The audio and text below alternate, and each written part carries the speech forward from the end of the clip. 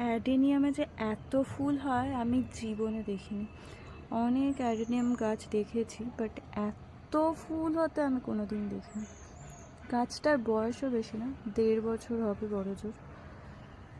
তো প্রচুর ফুল হয়েছে, গুনে শেষ করা যাবে না।